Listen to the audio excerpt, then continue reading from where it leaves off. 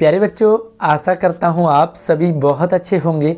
मैं हूँ आपके साथ आशीष सर और आज हम worksheet number 41 class 6 subject Hindi में एक नाटक चल रहा हमारा ऐसे ऐसे।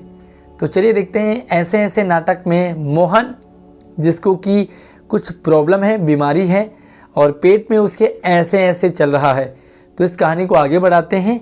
इससे पहले प्लीज़ वीडियो को लाइक कर देना और अपने दोस्तों को भी शेयर कर दें क्लास ग्रुप में। साथ ही नई नई वीडियो सबसे पहले पाने के लिए हमारे चैनल को सब्सक्राइब ज़रूर कर लीजिए, ताकि सारी वीडियो आपके पास लगातार मिलती रहे। तो चलिए शुरू करते हैं। तो मोहन को ऐसे ऐसे हो रहा है, माँ परेशान है और माँ पूछती है पापा से कि भाई बेटे ने क्या खाया ऐसे जिसके कारण उसको ऐसे ऐसे की प्रॉब्लम हो गई। तो पिताजी बोलते हैं कि भाई कुछ नहीं खाया, इसने तो मात्र एक केला और एक संतरा खाया।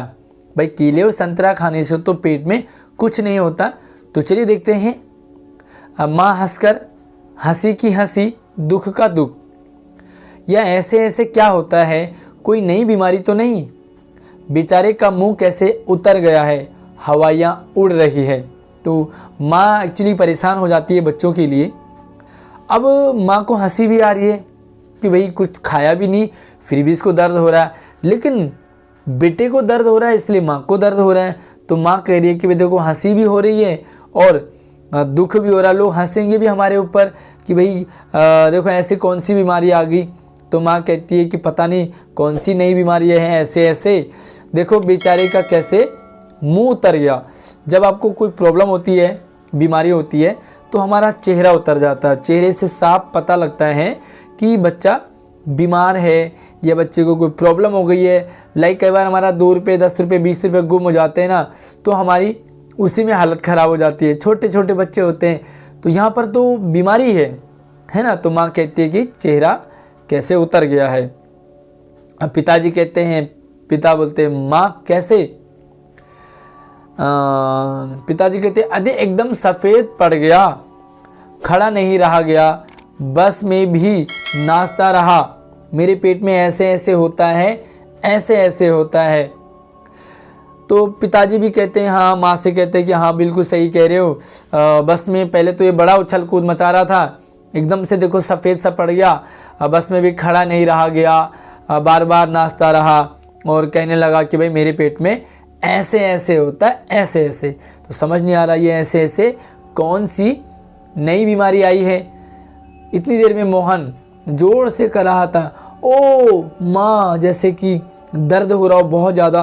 तो बहुत ज़्यादा दर्द में जब बच्चे रोते हैं, कराहते हैं, चिल्लाते हैं, तो मोहन इसी तरह से चिल्लाने लगा। तो नाटक देखा आपने किस तरह से, एक बार माँ बोल रही है, फिर पिताजी बोल रहे हैं, फिर बेटा बोल रहे हैं, एक के बाद एक दूसरा एक डायलॉग टाइप के होते हैं। तो जब मोहन कराहने लग जाता है तो माँ परेशान हो जाती है। तो माँ बोलती है ना ना मेरे बेटे, मेरे लाल, मेरे पीले, मेरे हरे, मेरे नीले, ऐसे नहीं करते, ऐसे रोते नहीं है। रोने से बीमारी कम नहीं होती बल्कि और बढ़ती है। इसलिए माँ समझाती है बेटे को कि आपके लिए डॉक्टर मंगाया है, बट रोना बिल्कुल नहीं।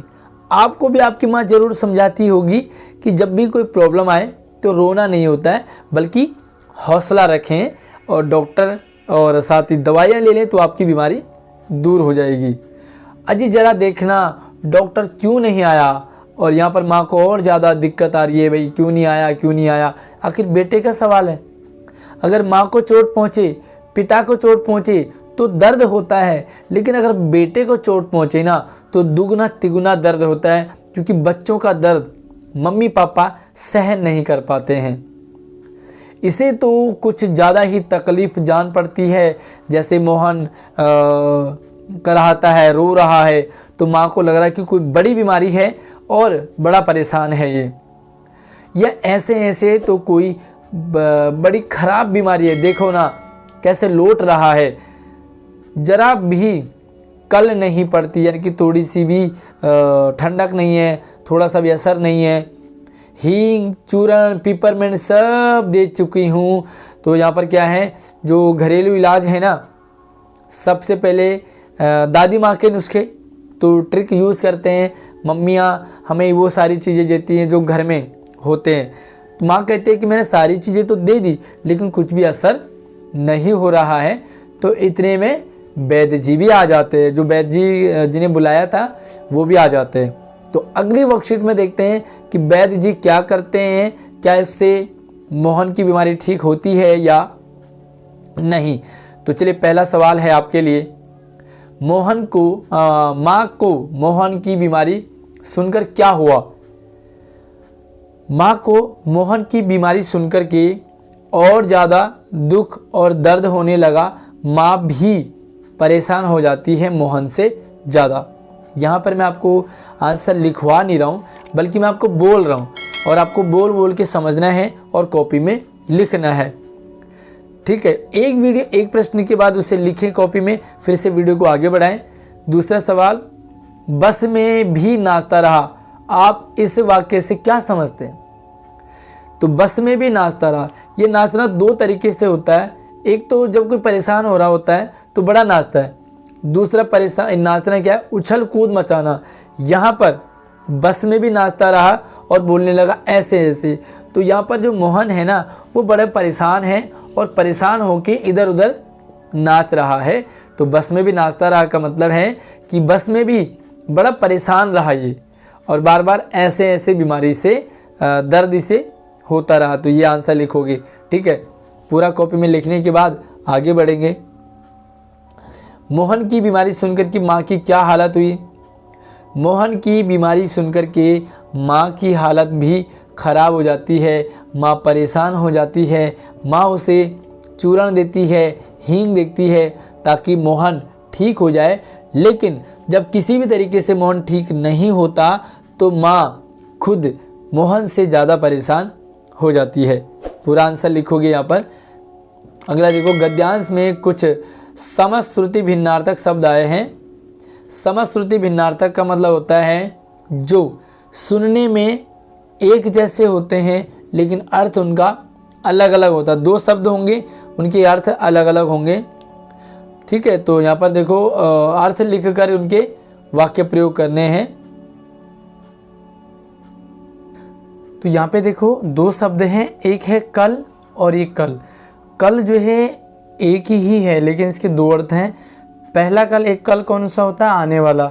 एक कल कौन सा होता है, बीता वाला। ठीक है, दूसरा एक कल जो समय को बताता है और दूसरा कल क्या करता है, कल पुर्जे। हम कहते हैं ना कल पुर्जे हैं, तो कल का अर्थ होता है पेंच पुर्जे। ठीक है, एक कल का मतलब होता है समय, दूसरे कल का मतलब होता है समय या पुर्जे। वाक्य प्रयोग कर लेंगे कि कल सभी को वर्कशीट समय पे करना है। ठीक है, और दूसरा है कि गाड़ी के कल पुर्जे ठीक नहीं है। ठीक दिखा।